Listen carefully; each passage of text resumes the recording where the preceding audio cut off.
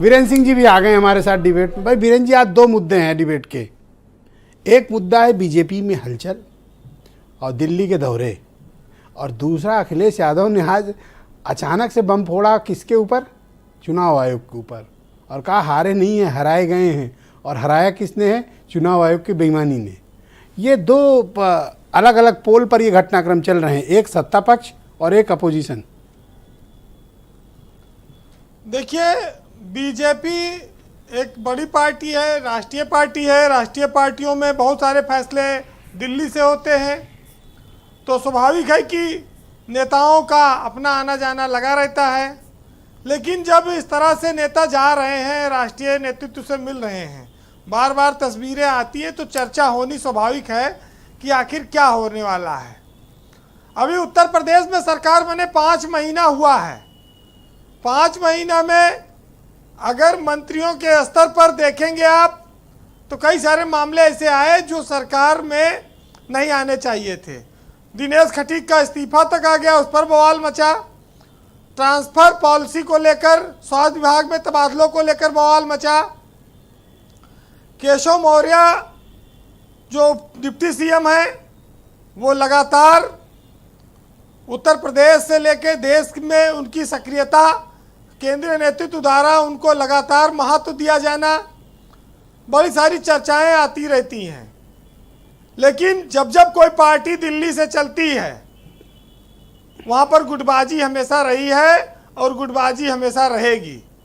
विधानसभा चुनाव से पहले ये बात लोगों ने देखा कि बीजेपी के दिल्ली के सारे शीर्ष नेतृत्व को लखनऊ में डेरा डालना पड़ा और बहुत सारी चीज़ों को सुलझाना पड़ा। तमाम उसमें रोज़ चर्चाएं चलती थी। हालांकि वो चुनावी तैयारियों में थे, लेकिन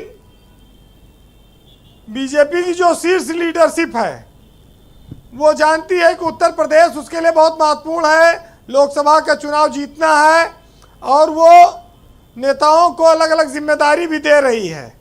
लेकिन जब जो अपने पद से संतुष्ट नहीं है, वो काम में कितना मन लगाएगा। एक तरफ लोग कहते हैं कि हलचल है, दौरे हैं, दौरों के मायने क्या हैं। अभी अग्निहोत्री जी ने कहा था कि इतना तड़प, इतने दौरे, इतना आना जाना, कुछ न कुछ असंतोष, कुछ न कुछ ऐसी चीज़ है जहां लोग खुलकर काम नहीं कर पा रहे हैं। उस वजह से भी ऐसी स्थितियां बनी है। लेकिन जो सियासत है, इसका नाम है पैतरेबाजी के लिए बना है। कहते हैं कि जब तक नेता पद पर न रहे उसका पूछ नहीं होगी, और पद तब रहेगा जब पैतरेबाजी रहेगी, जब गुटबाजी रहेगी, कोई किसी का खास रहेगा, तब पद मिलता है। और जो ये लोग कहते हैं कि बड़ा आंतरिक लोकतंत्र है, आंतरिक लोकतंत्र नाम की चीज़ पार्टियों में अब शायद नहीं है। जब आप किसी नेता के चमत्कार से चुनाव जीतते हैं, तो पद जो बढ़ता है वो प्रतिभा से नहीं, वो कृपा से बढ़ता है। और कृपा से पद पाने वाले लोग आंतरिक लोकतंत्र में कभी बोल नहीं सकते, न उनकी कोई आवाज़ होती है। वो तो ये देखते रहते हैं कि नेता का इशारा क्या है, उसी हिसाब से वो मुस्कुराते हैं और हाथ हिलाते हैं। तो ये जो करिश्मा है ये बहुत साफ है। लेकिन आज फिर ईवीएम बदनाम हो गई सियासत तेरे लिए। तो ये तो चुनाव आयोग टीएन सेशन का एक जमाना था जब उसकी इज्जत पानी बची थी और सम्मान बढ़ा था।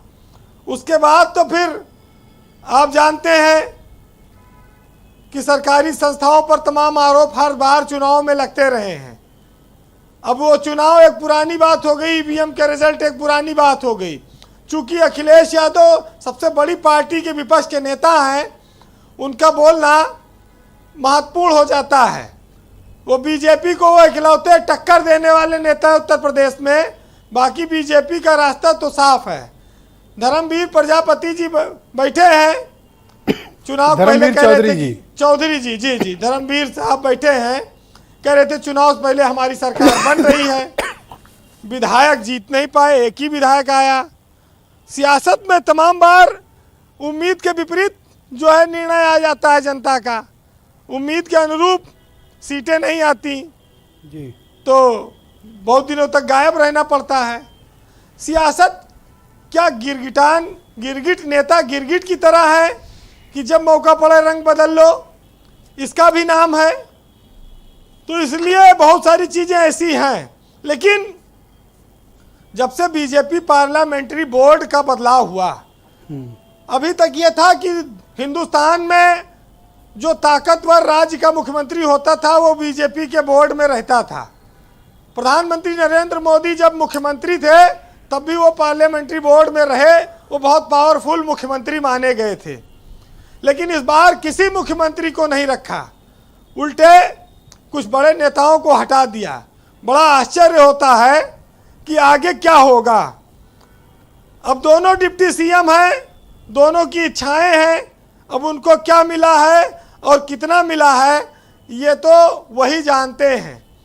लेकिन एक बात जरूर है, केशव मौर्य अपने काम से खुश हैं, पार्टी नेतृत्व का उन पर भरोसा है और सुनील बंसल की वो खुले मंच से तारीफ भी कर रहे हैं।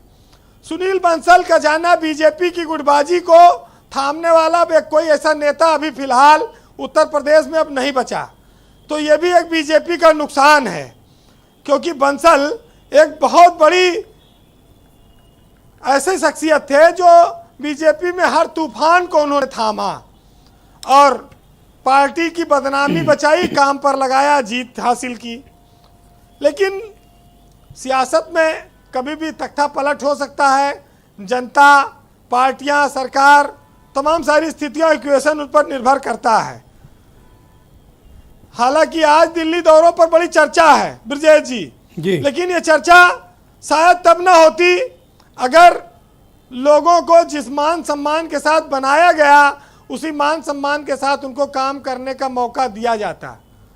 अब चूंकि पार्टी सत्ता में दोनों जगह, इसलिए कोई टूट फूट भाग नहीं सकता। नहीं तो देखिए शिवसेना टूट गई महाराष्ट्र में, बिहार में भी टूट फूट हो जाती, वो तो कहिए कि अच्छा ये तो हुई बीजेपी की बात। ये अखिलेश यादव ने आज 5 महीने बाद बम फोड़ा।